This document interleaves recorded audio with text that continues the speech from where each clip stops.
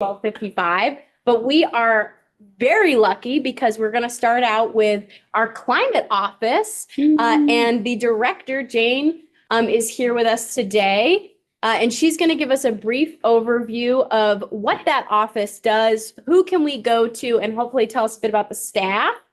And then when she's done, we're going to hear from Jared Duval, who in his role as a climate counselor is just going to tell us a bit more about the frame of reference for where we're going with climate change in 2025. And then we're going to open it up briefly for questions and then hopefully get you out of here. Is there anything? No, just Jane Lazorchak, right? Oh, yes. Just wanted to say the full name. And great that everybody's here. Yeah, and thank you both for agreeing to co-chair again this year. Yeah. And, you know, I know sometimes people can't come to the meetings. And so just, you can watch the on video. And also, or if you want to let us know about something that you heard about or whatever, you know, just communicate. And we know that people can't always come. So we know that we are going to try to get a list together today. And that will be for purposes of, say, writing a letter to the administration or to the speaker or pro tem or whatever.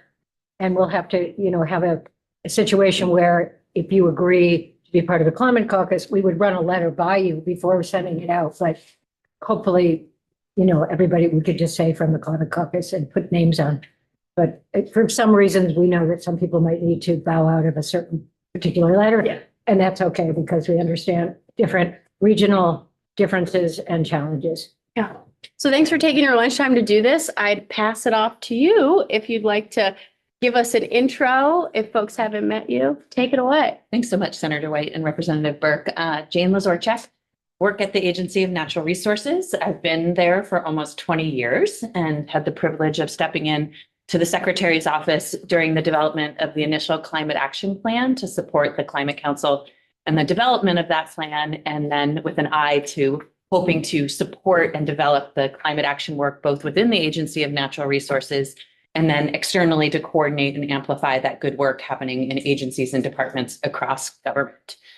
So first, I'm going to start with an apology to House Energy members, since many of you heard the same presentation yesterday, but it's really nice to see so many people here interested in this issue. And hopefully every time I present it, I probably put a different spin on it. So maybe you'll learn something today. It's totally different than we're Totally different. Yeah.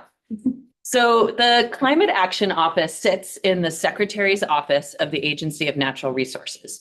That office was a recommendation that came out of the initial Climate Action Plan as a place to coordinate, amplify work across government, not to lead all of climate action in state government, but really to acknowledge the work that was happening and be able to provide a platform, a voice to speak to that work in a coordinated fashion, as well as support distinct needs, programs, et cetera.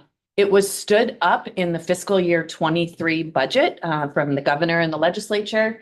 And so we're a relatively new, right?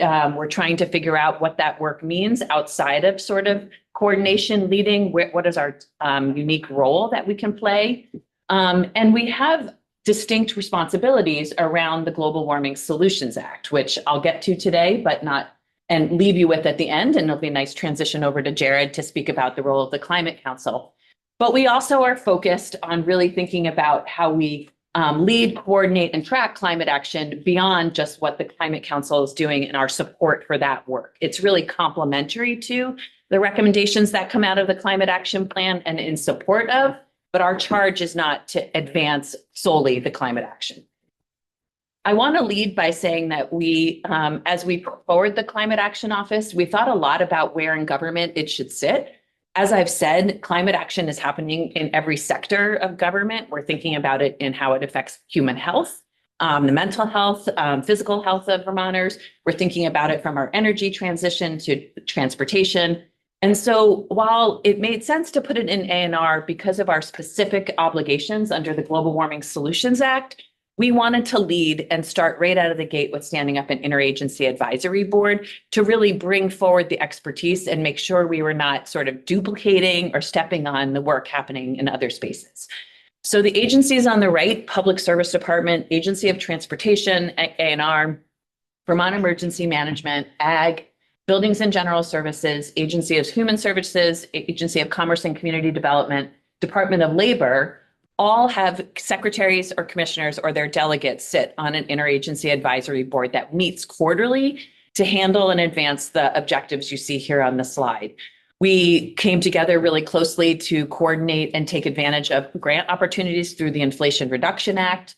We put together an annual climate spending document that seeks to pull out all of the new funding being dedicated to climate across the state government so that we can tell a compelling story of where the work is, where there's funding cliffs, where there's new funding needed. And we coordinate closely also with the state climatologists. For folks who don't know Leslie Ann Dupini-Giroux, she is afforded that title through her role with NOAA. That also gives her the distinct title of being the Vermont State Climate Office, hence why we're the Climate Action Office.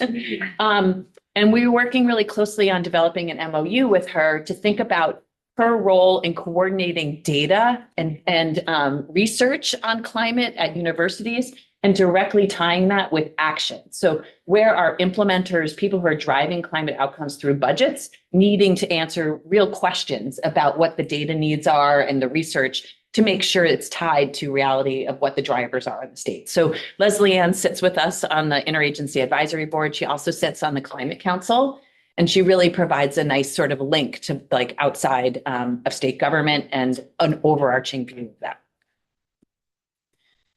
So just to dial a little deeper before I introduce the staff, we have a unique experience that we've built an office. We're staff of 8, which is really great. When the Global Warming Solutions Act was passed, the Secretary's office was afforded 3 positions to implement the GWSA, a director, a coordinator, and then legal capacity. We hired 2 of those positions, myself and Marion Woles, to drive forward the Climate Council work in that first year, but never acted on hiring that legal capacity and rather spread that work out across legal counsel that was already in A&R. But through the development of the Climate Office, we actually were able to build a more robust staff out to accomplish what we see as sort of the 3 pillars of climate action: reducing emissions, mitigation work, investing in natural and working lands around resilient measures, as well as sequestration and storage, and then thinking about resilience and adaptation in our built environment. How do we invest in our communities so they're more resilient and can withstand the impacts of climate change? So we've built that expertise and capacity. We also see a pillar of our office in thinking about how we track and assess climate actions and communicate those findings. I'll pause midway through my presentation to make sure we have time to give you a few examples of our work before transitioning to Mr. Duval, but I will just say that one of the things we're leading right now is the development of a measuring and assessing progress tool, which is intended to work sort of hand in hand with the greenhouse gas inventory, which the greenhouse gas inventory is the legal backstop to the GWSA. But we also know that there's need to track the strategies and measures that we're putting on the ground, the more fine-grained policy levers to know if they're yielding results and where we're missing sort of the boat on those things. And we also want to think about metrics for thinking about resilience and adaptation. So yes, it's important to cut our emissions, but we can hear consistently from Vermonters about the need to invest in building resilience and adaptation in the face of all of the impacts that we've had over the last few summers, as well as warming winters, et cetera. And a pillar of our office has also been the understanding and expectation that we are asking a lot of Vermonters. We're asking a lot of municipalities to face climate change and implement measures, and that those are only going to be as successful as they are co-created with Vermonters. So we've invested in community engagement and communication staff to both talk about messaging for climate change, but also hear from folks and think about creative strategies closely with our environmental justice unit, thinking about how we support Vermonters to show up and speak with us about the ideas, their impacts, and what they see as meaningful action. So I lead the Climate Action Office. Again, it's under the Secretary's office that we work closely with the Planning Office, with the Environmental Justice Office. There's been a sort of a vamping up of staff within the Secretary's office in A&R to think about how we sort of leverage and coordinate within our own agency and then externally. We have two positions for mitigation, a section lead that is currently in recruitment for folks who work closely with Megan O'Toole. She used to lead that work for our office. It's been hard to recruit that position. It's our second time going out right now, but we have a suite of candidates and are hopeful that by February of this year, we'll have selected a candidate for that. We've been able to keep pace because of the excellent capacity we have through Brian Woods, who really has a lot of expertise in modeling and economic development for our office and handles all of that, is the expert around thermal efficiency as well. Sophie Veltrop leads our community engagement and communications work. Marion Wolls leads resilience and adaptation in the built environment. And then Evan Horn, we entitled him the Resilient Lands Coordinator, but he really works on natural and working land solutions, which has been exciting for us to sort of have a focus in thinking about the role our agency plays in coordinating conservation work, forest resilience, and then working closely with the Ag Agency on how we can lift up practices and measures that they're doing. The Climate Planning Administrator is a new position that we were afforded through our award of the Climate Pollution Reduction Grants, which is a pot of money through the Inflation Reduction Act. Liz Amler is working really closely to stand up the processes and administration for this next climate action plan and the Climate Council. I feel very grateful that she's here. That work is nothing short of behemoth when you're trying to write a new plan. And then we're currently recruiting a new climate change progress analyst who handles our greenhouse gas inventory and will handle the measuring and assessing progress tool. We've been fortunate not to sort of lose pace with developing our greenhouse gas inventory because we know how critical that is with respect to the GWSA. We have a temporary position who's continuing that work, who was actually the original greenhouse gas inventory person for DEC in 2007 to 2015. So we brought him back just to do the greenhouse gas inventory and to have that expertise and capacity to train the next person. So I have 3 or 4 examples of work, but I also want to be mindful of time. If you'd like me to go through a few examples, I'm happy to, but also happy to pause and transition. You have till 12:35. You were like, so you've like time. But can I just ask one question before you move from your staff? What is and I mean this genuinely, I do not know the answer to this question. What is the level of appropriateness for a legislature to reach out to one of your staff? Is it okay for us to say, hey, I've got a specific question that seems like it's under lands or conservation. Can I reach out to that gentleman? What is your best point of contact that you would recommend to this group? We have a very detailed process within our own agency of how we deal with requests from the legislature. So you're welcome to reach out directly to staff, and they know the protocol in-house to determine if they're the right person to answer it or how to direct it up through the chains. You can also always go to Emma, who's the assistant to the secretary, and she'll help direct you to the right staff. Thank you. But it is appropriate. Like if we've got questions or we hear from constituents, that would be cool. Yes. Okay. That's very helpful because we get a lot of our constituents reaching out to us about these questions and it's very helpful to have a go-to source. So thank you. And may I just ask one more, which is, are we going to make these slides available to the caucus? Yeah, I bet we could. yes, I'd be happy to send them as a PDF. Yeah. Thank you.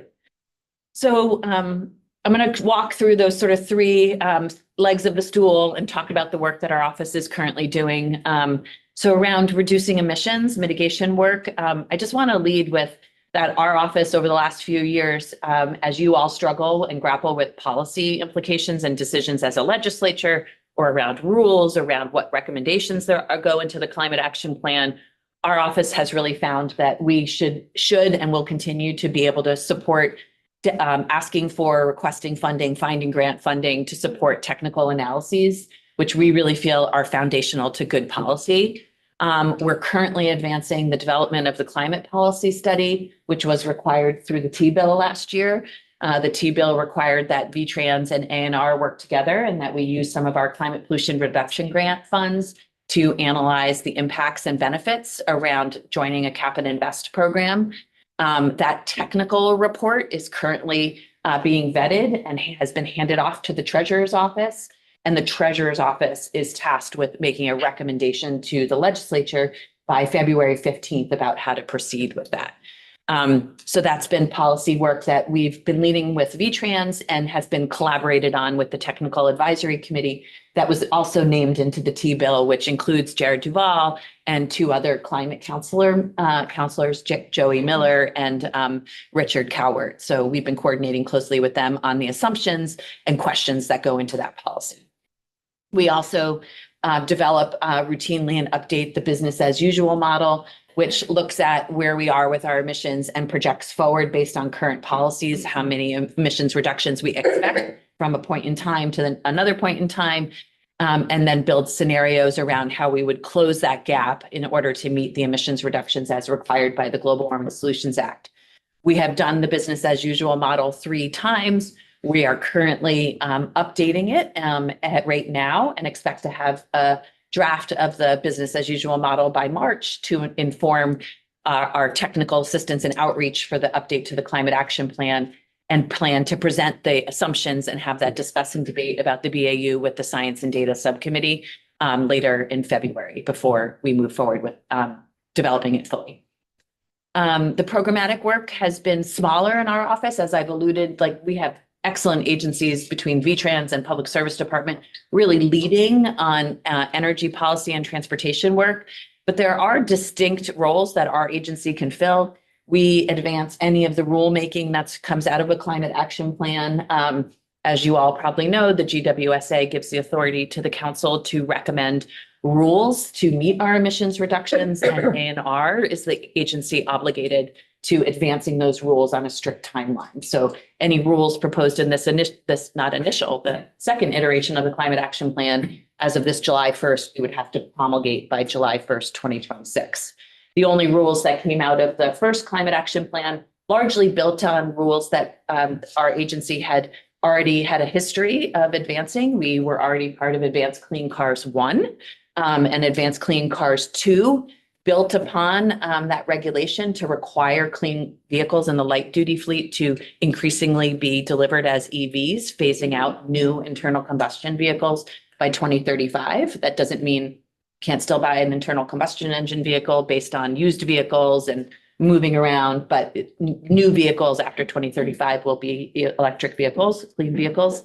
And then Advanced Clean Trucks is a new regulation that is much more complicated and would take a whole presentation for me to explain, but it doesn't phase out all internal combustion engine vehicles. It phases up percentages of delivery based on different classes where the technology is.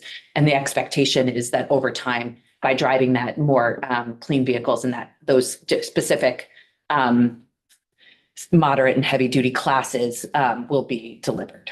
We also manage refrigerant management out of our office. We have a program with VEIC to track refrigerant leaks in grocery stores. Those have very high global warming potential and make up a large portion of our non-energy sector. And then this year, with one-time funding in the Climate Action Office, we've provided a bridge to CAP agencies to support energy navigators. You all, as legislators, supported using ARPA dollars, American Recovery Act dollars, to support the development of energy navigators at CAP agencies to meet with financial coaching and bridge the gap of the challenges for low-income Vermonters to access what is often free money to make fuel switching or weatherization, but is just hard for people to navigate. Energy navigators are supposed to meet them where they are and really do all of the lifting for them. That money, the ARPA money, ran out at the end of calendar year 24. We were able to provide bridge funding through the end of the fiscal year so that folks wouldn't lose their jobs in hope of finding more funding for energy navigators. Our office is leading the development of the resilience and implementation strategy, which was a strategy development launched out of the governor's office and treasurer's office a year ago.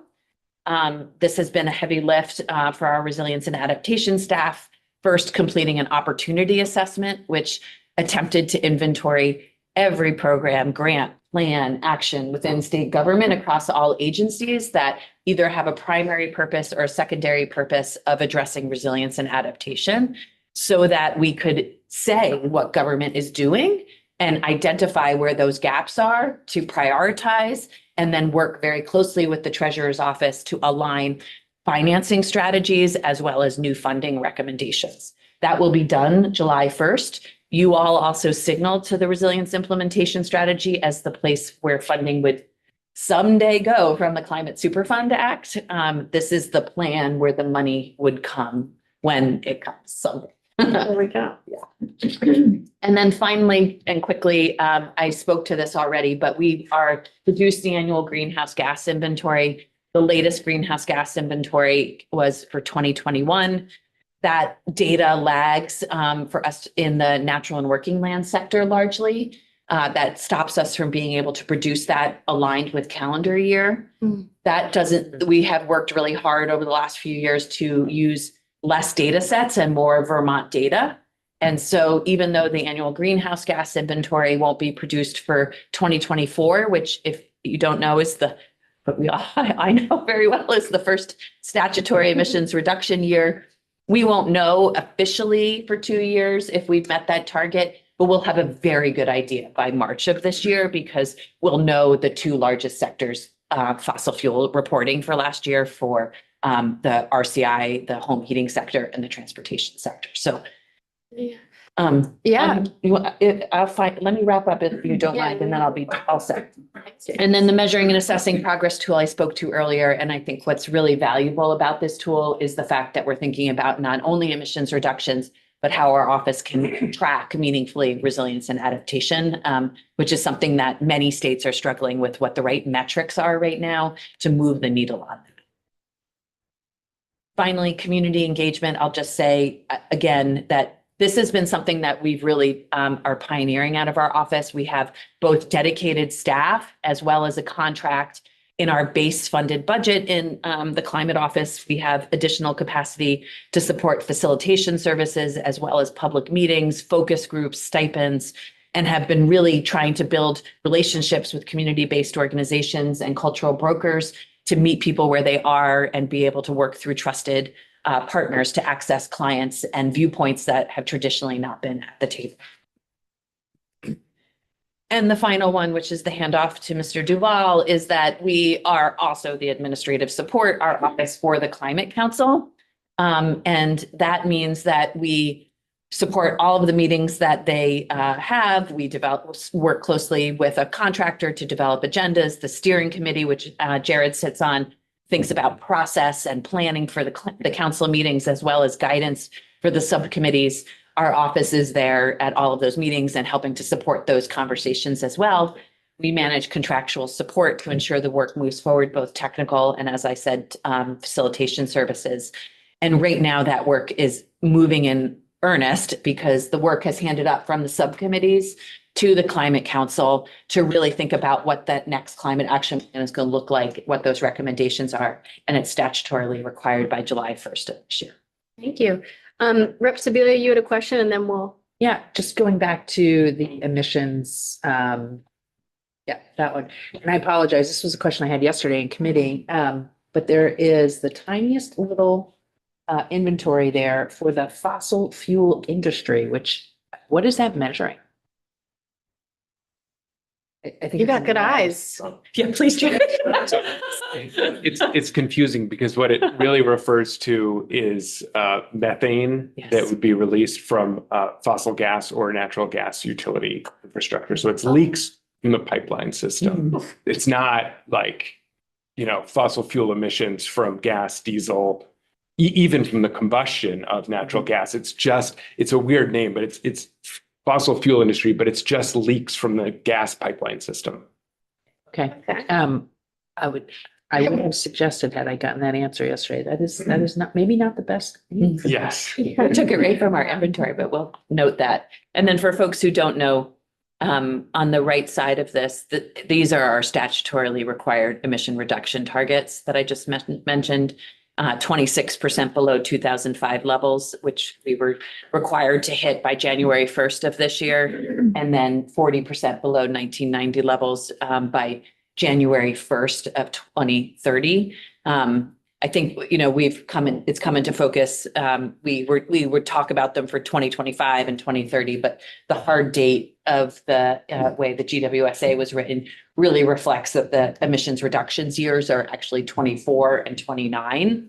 And so a little confusing because in the Paris Climate Agreement, it says 2025, 2030, but that hard date, the way we have interpreted it and agree with the Climate Council is that it's the 2024 and 29 inventory will be the inventories that judge whether or not we met the target. If I may, for just a sec. Yeah. There was a question earlier about what does smoothing the curve mean when we talk about that? There's some discussion of drawing kind of a straight line from here to here. GC Yes. goes above that and that, so it would allow us higher emissions in 2025 and 2030, and as long as we get to the 2050 target. Just for people who are confused by that.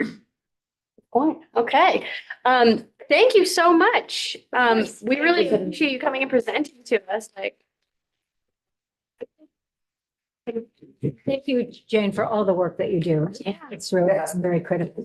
It's very exciting. yeah, we're your team. We want to support your office as much as possible. So please don't, the door is open both directions. I'll say that, definitely. And then Jared Duval, you're a reoccurring character at the Caucus meeting. What hat are you wearing today?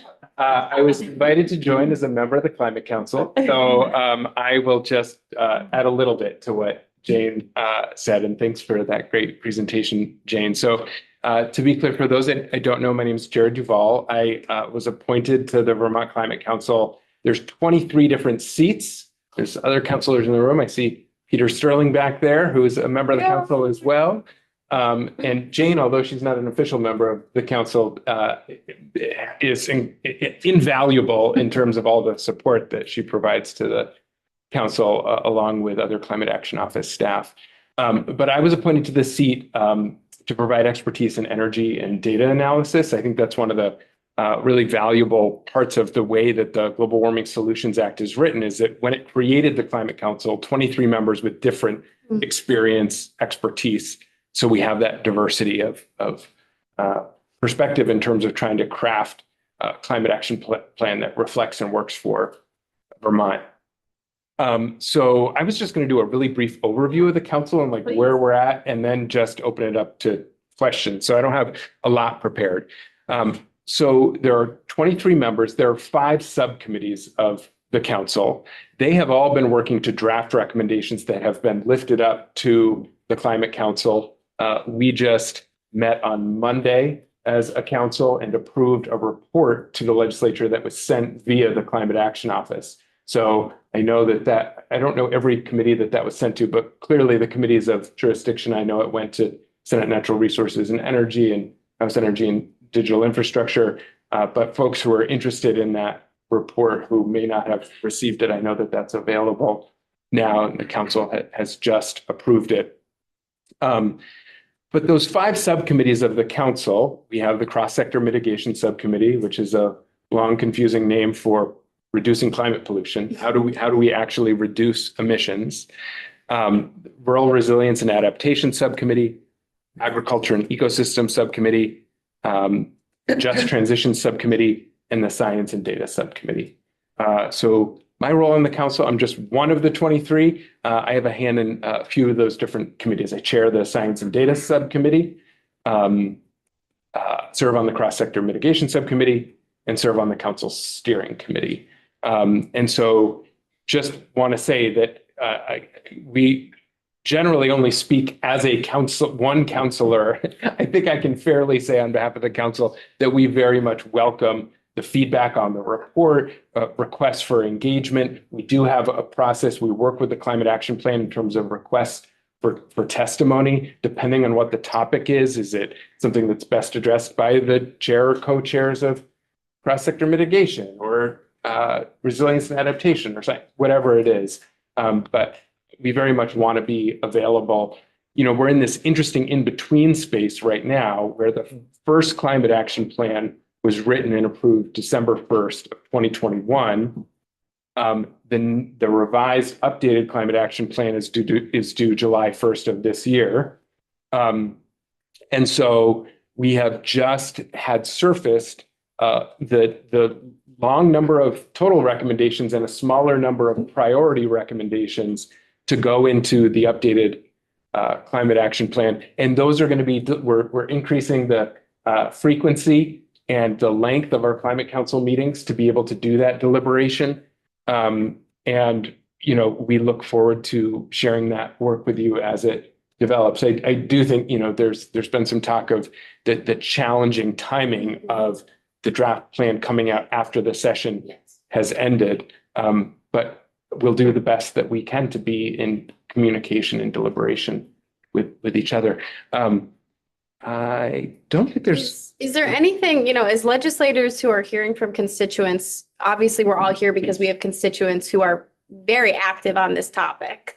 And we have districts that want to see responses to climate change. Do you feel at this moment that we're going to be likely to hit our Global Warming Solutions Act requirements and that the Climate Council is supported in the way that it needs to be? Or is that something that we should be addressing as a legislature this session? I'm sure there's different opinions on that. Just speaking individually, I mean, I think there's one area where I think there's broad agreement among everybody who has modeled and looked at that, and that is that we are not on track to meet the 2030 or the January 1st, 2030 emissions reduction obligation in the law. Where the amount of activity that we would need to see in terms of energy efficiency, transitioning to less polluting energy equipment and choices, it's not happening at the pace and scale that would be necessary to meet that 2030 target. There is disagreement, or there has been in the past. We'll see with the updated modeling what it says. There has been disagreement about whether or not we are on track, or now we're speaking retroactively, right? Whether the future data will show that we met the first greenhouse gas reduction requirement of the GWSA as of January 1st. I think it's very unlikely, and I have significant concerns but we will see. And as Jane said, you know, the tax department and joint fiscal office will make available total fuels sales data that will allow us to look at total sales of gasoline, diesel, fuel oil, propane, fossil gas. And, you know, that's 70+% of our statewide emissions. So we'll have a good early check in March, even if, totally agree with Jane, the full inventory wouldn't be available till later, but we'll have a sense sooner rather than later about, you know, whether it's mathematically possible that we did, given that vast bulk of emissions that we'll know. Okay. And on the question of engaging with Vermonters and constituents, Jane is actually better positioned to speak to this than I am, but because she helps coordinate it. But we have a very robust public engagement process that has been evolving based on public feedback. But, you know, any comments that are received by email into the system that are sent to the Climate Council via the Climate Action Office, those are now shared during the meetings. We have public comment sessions during every meeting. The Climate Action Office helps organize with paid contractors events, both in person and virtual, to seek feedback. And that'll be a big part. Kind of the process now is we're trying to finalize our draft recommendations and prioritization and some of the chapters of the climate action plan by March, so that draft can then be shared for public comment before it would go to kind of a final writing and approval in the June period. So Rep Burke has a question, and then it's almost 12:50. So maybe we do like one more burning question and then we're going to wrap up. So. Well, it's sort of a comment. I think it's really important for us as a climate caucus to stand firm on not, there've been some noises about cutting back on the goals and going a little slower and things like that. And I think it's really important that I was thinking about this today. It's like, well, you might say your goal is to exercise every day, but if you don't exercise every day, it doesn't mean that you should stop exercising. You know, so Always it's back on track. so anyway, I think that, and also I think that we need to frame all these things that we're doing in terms of affordability. You know, if we can have vehicles, then people can get into more affordable transportation, heating, et cetera. So I think that lens in terms of talking to constituents or people who are concerned about, you know, what we're doing, I think that's just really important. May I just tag on to that comment, Molly, because I think Jimmy Carter's death and the memorial services and all the obituaries and all the wonderful reminders of what an extraordinary visionary he was. And just think of if we had actually enacted all the things that his administration had proposed. And that is what's at stake. I mean, quite honestly, if we don't keep our toes to the fire, we're We're gonna be on fire. we're already on fire, as LA is showing us, sadly, yet another California reminder. But I just think that we've had such a strong reminder that action is now, and it has to be now. And sadly, there wasn't the political will to do it in the 70s, but we have it now, and we need to harness it and move forward. Representative Pash, do you? Yeah, just a quick question. The Climate Council, it's all open. We see everything, which is, what we need, and I can appreciate that. I just wonder if the Climate Action Office, obviously you're feeding up into the BAA, the budget, and all the organizations through your secretary. Are you putting out public information, or is what you're saying, here's what we need to do, going through the administration and coming out? Oh, I mean, we put forward the climate spending, if that's what you're talking about and where we're going, that's all a public document. The process around recommendations to the secretary that goes to the governor is no different than any Any other, agency. Yeah. Okay, great, thanks. thank you. And thank you, everybody, for our first meeting, and we'll be back 2 weeks. I want to, but there's this dang committee that's in there right now, so. Yeah, We'll this be- works. So we'll be Yeah. back here. And if there was any advocates you wanted to talk to, grab them. And then tonight, we have at Hugo's Bar and Grill at 4:30, there is an environmental common agenda gathering. So